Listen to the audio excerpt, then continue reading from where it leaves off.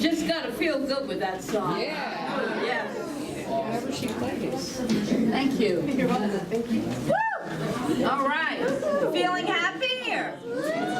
Celebrating this Labor Day. I'm going to explain what we mean by that in today's talk. So, this whole month is Labor Day month. Okay, or on Labor Day month if you apply these principles. So let's take a moment to define what life is when it really works for you. Okay, when life works for you. So here's the deal. This is when life is working, when we live from certain spiritual principles.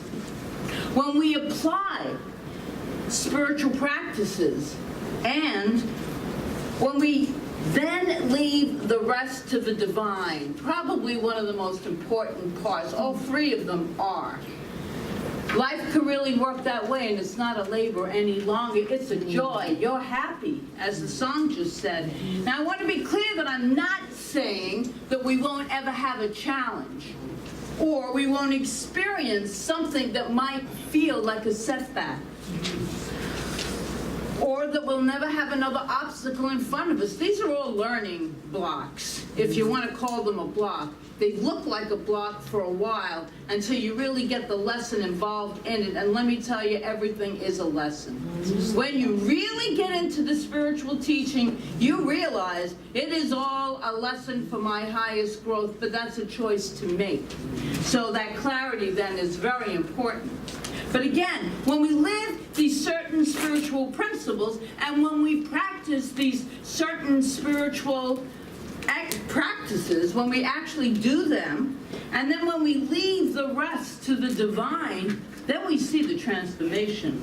Those things that look like challenges, setbacks, obstacles, really become the building blocks for life. So you take those blocks and you build on them. How about that? It's not a block to stop you, it's a block to build upon. I like that. Each week this month, we'll look at an idea from a different, that very idea from a different angle every week, and learn how to create a life that works without all the hard work that we seem, and I'm not even talking about job work. I'm talking about just living life. Sometimes it can feel like work. It can feel like a lot of work.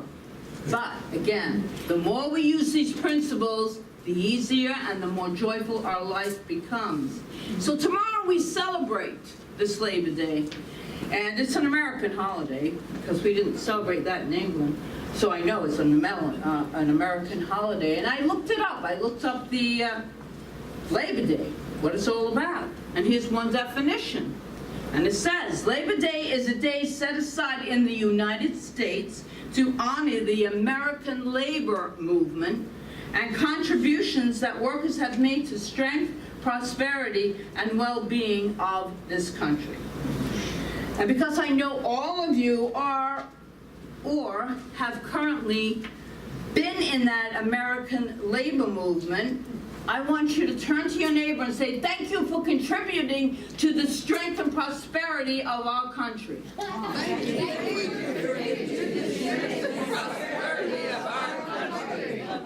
All right. And then say, make sure you tell them this, though. This is very important. Now take tomorrow as a day of rest. Now take tomorrow as a day of rest. All right. Everybody. Yeah. So yes, tomorrow is a day off from the labor, a day to rest for most people, not everyone, to rest and rejuvenate. The question I want to pose this morning is, how can we rest from labor all the time and yet still contribute to the strength, prosperity, and well-being in our own lives and the lives of others? Good question, you might ask. And what immediately came to my mind was actually a passage from Matthew chapter 11, verse 28, where he says, come unto me, all ye that labor and are heavy laden, and I will give you rest. So let's just take that apart a little bit, and let's move it around, because it's a beautiful invitation. So listen to it again. Come to me with your cares, your burdens, your worries, your fears, your doubts, and I will handle it for you so you can rest. Come to me, and that's that indwelling divinity and the great I am that we all are. They're not even a part of it. That's the truth of our being. So come to me, and it feels good to know that we can let go and let God, what that really means. What does it really mean? You know, we practice that. I know in the 12-step program, it's a big motto, but do we really do it? Do we really let go and let the universe support us the way it is supposed to support us? So this is the ultimate invitation of trust. Trust. Trusting that if I let go, there is something that will handle it, even though you can't see it. The best things in life are invisible, right? Mm-hmm. To trust Source, to trust God, to trust the universe, to trust the law. And the law is the law of God. We're going to do that a little bit here today. That law of God, the doer of all desires, the doer of every thought that is ever impressed upon it. New Thought pioneer Ralph Waldo Trine, in his book, In Tune with the Infinite, wrote this: if one is willing to trust himself fully to the law will never fail him. It is the half-hearted trusting that brings uncertain and so unsatisfactory results. Nothing is firmer and surer than deity. It will never fail the one who throws himself wholly on it. The secret of life, then, is to live continually in this realization. Whatever one may be doing, wherever one may be, by day, by night, both waking and sleeping. So I want to turn that into a personal statement, and for all of us. So as I read it, you take it in as your truth. And it sounds like this: when I am willing to trust myself fully to the law will never fail me. It is my half-hearted trust that brings uncertainty and so unsatisfactory results. Nothing is firmer and surer than deity. It will never fail me when I throw myself wholly on it. The secret of my life, then, is to live continually in this realization, whatever I may be doing, wherever I may be, by day, by night, both waking and sleeping. So in practical terms, in using these spiritualities in our lives, which you know that we're a big proponent of here at Joyful Gathering, don't come and hear a talk. Come and hear something that resonates with the divinity in you that you can take out and use in the world. That is the whole point of being in this community, that and getting all that love. Because there's so much love in this community, so much love. Yes. So you have your dreams. Your intentions are for a life that is working, really working. And we define that with those three ways of living life, with the spirituality. So creating a vision of your life is one of those spiritual practices. Really, really important to create a vision. You know, a vision of our lives. We create a vision for a job, a vision for this, a vision for that. How about just a vision for how we want to experience life? That's really important, because remember that law is always acting upon our word, our thought, our emotion. So creating a vision of your life is one of those spiritual practices that I would encourage all of us to do. And when we do that, it's like writing an email to the universe to place your order for it, all right? When you are happy, like the song said, when you are happy, that email is very clear, and you know it. So you hit send, because you understand what the law is. You know that the server of the universe is an automatic system, and it doesn't question the email request. Its job is simply to fulfill every request. If you hit send, it's going to go. That's the way the law of God works.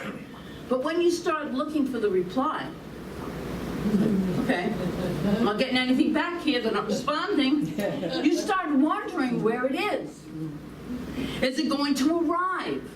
Is it ever going to arrive? So you begin to worry and doubt, and you stress that you haven't received what you wanted yet. And you haven't, and so in reality, right there, by that wondering, that doubt, you've just sent another email. And this is a stop order email. You've just stopped the order. And the minute you doubt anything, we've said this, it is the killer of the greatest dreams. That doubt that it's going to happen. Fully knowing it's going to happen. When we doubt, we're sending another email. And then you worry and fret and you're concerned again. You send another email. And that says, you know that stop order I sent before? Well, I really mean it.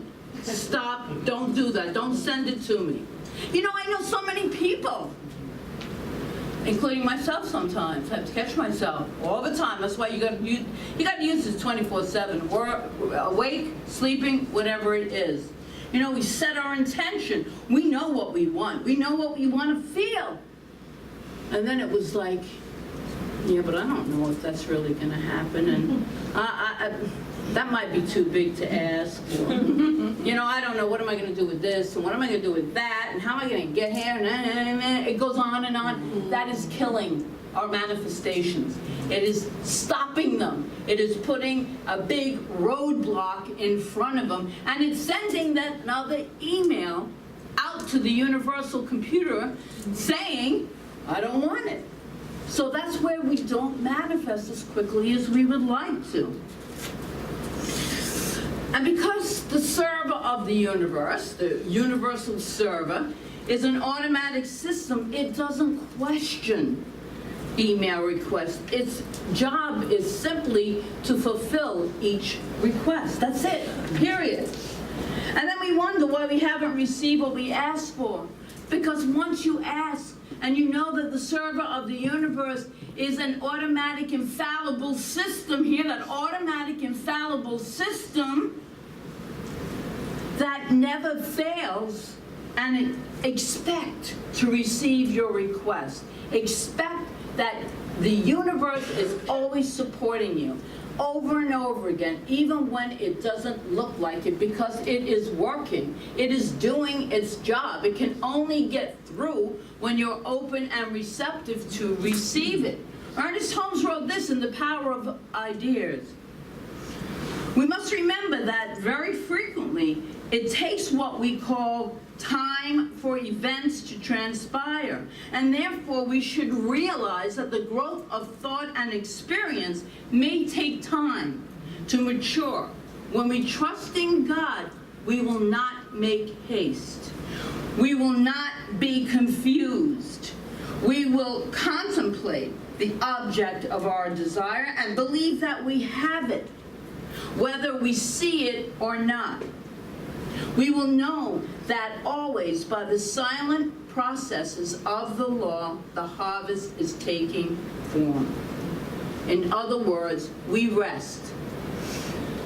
We don't have to labor on making every single thing happen. We do, however, need that strong request to send an email that we truly believe is happening right now, even though we don't see it. We get into the vibration of the feeling of what it is like to be in that desire and experiencing that life and the joy, and get that vibration. That's sending a clear message. But we got to remember to stay in it. And then it is so much fun. And truly, fun is what it's about, having a good time, right? We're here anyway. Might as well enjoy it. Yet sometimes, you know, we get those little challenges and those obstacles. They're going to be there. But still, We just know that on the other side of that, because they're all transitory, it's not going to last, but that divine joy within us is forever present. And then we can become stronger and richer, and when we see the results, our faith is so deepened. It's like, wow, this stuff really works. And then we can dream, and we can have that intention. And the more we hold that, the stronger we hold that and believe that, the quicker that our manifestations take place. And so part of my personal vision as it relates to joyful gatherings, specifically the Sunday services and the classes as well, has been my email to the universe, truly, for quite some time. And I've trusted this vision is taking place. I can't see it taking place fully sometimes in my experience, but I see it in my mind's eye. I feel it in my body.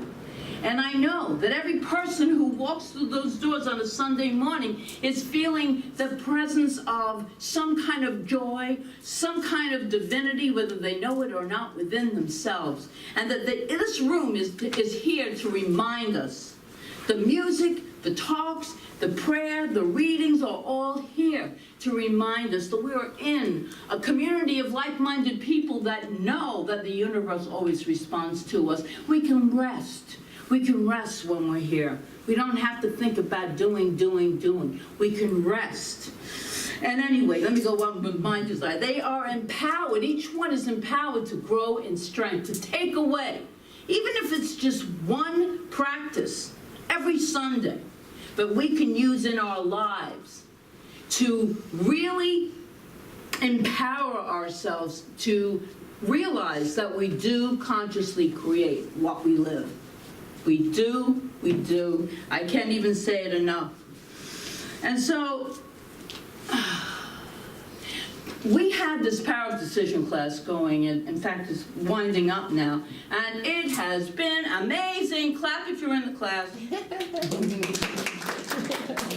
Not everyone is here. The class is filled with such empowered people. And through deliberate decision-making, it is amazing what is being created in each one's life. So, in particular, because I didn't want to talk about me anymore, so my sister. I did ask her, Kathleen. Okay, that's good. I asked her permission. If you're related to me, you might find yourself in my talk. So. But I watched as she consciously created a life. Nearly 2 years ago, not even 2 years ago, when it looked like there was this big brick wall in front of her. Her husband was in the middle of transitioning, and that meant she had to move. She had to figure out what could be done with her life, with all the storage, with everything you can imagine, right? Yeah. And it looked like there was no avenue for her to move into. That's what it looked like in our human realm. Her world was turned upside down, but she made a decision. She made this decision, after going through all the stuff she went through, to move from New York to New Jersey, to leave past her children, her grandchild, everything else, to live and to make a new start immediately. I mean, this was immediately. In January of the last year. And she did this and I watched it, with complete faith that the universe was always supporting her every single way of her journey. And she not only found a new home, a beautiful new home, a job, and new relationships, but she dramatically changed the way she was looking and viewing and intaking food so that she could live a healthier life, so that she shed that which she no longer needed in this life that was holding her back from fully expressing the beauty of who she was. And she decided, making her intention, and this is a new one we just found out about, because this class is all doing vision boards. They're all working on their vision boards right now. So I just found this out. I didn't even know it. But her vision board is going to be filled with travel, because that is her new intention. She's already done the Arizona thing, crossed off the Grand Canyon off of her bucket list, but this is all done through conscious believing of knowing that the universe always is supporting her. I never saw her worry about anything. It looked like she had no money at all. And all of a sudden, it's like, boom, she has this beautiful space, furnished beautifully, she's traveling, she's doing all of these, and it's all because the conscious decision right there that she made. She sent an email to the server of the universe, that law of divinity, and it fulfilled it and gave her even more than she could have expected. And I'm so glad that she's in this talk today, because today is her birthday. So how perfect is that?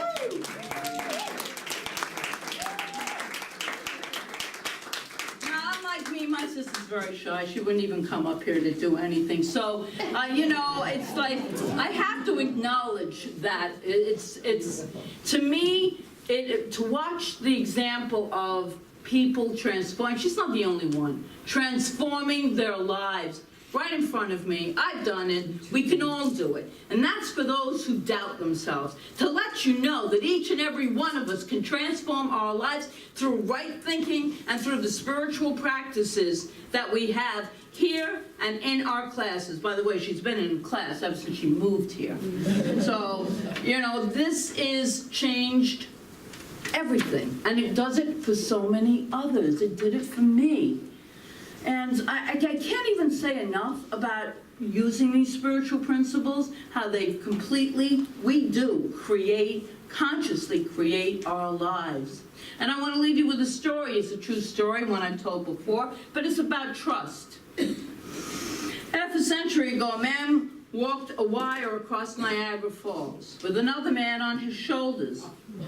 Remember this one? I've given this one before. After weeks of preliminary practice, as the final moment of the event drew near, the rope walker cautioned his young colleague in words something like this: "We're about to risk our lives.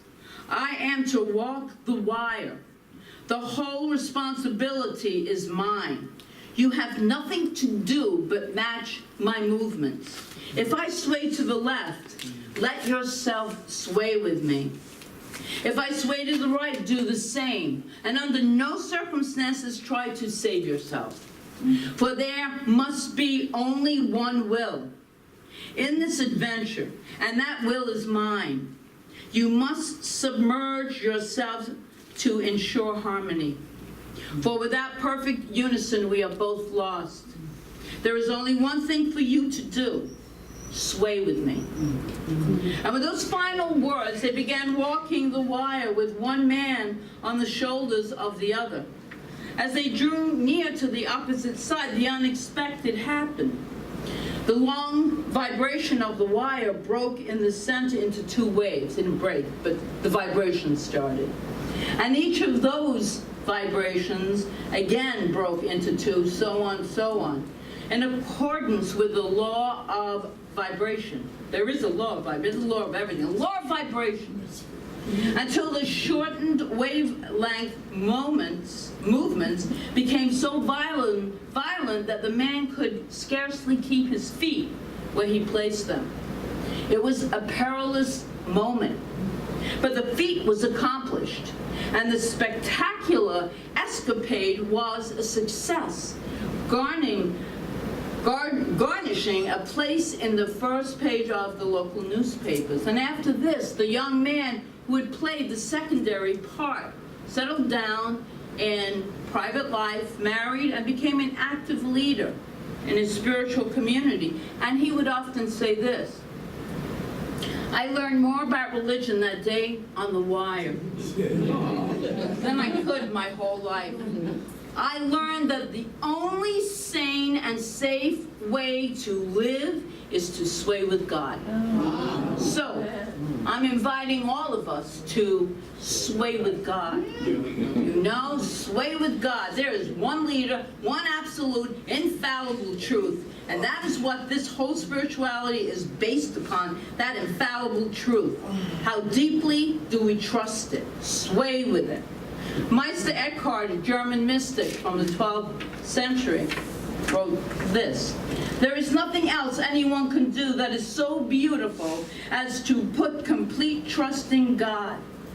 God never failed anyone who trusted him greatly, but rather by them, God does great things."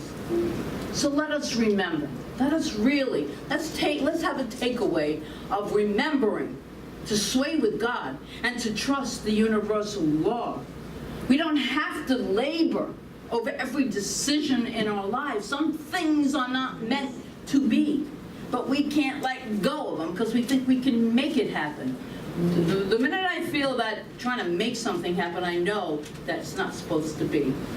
Because it should be with grace, yeah, some action, but grace and ease and flow. So let us remember to live life from certain spiritual practices and certain spiritual principles. And then please let us leave the rest to the divine.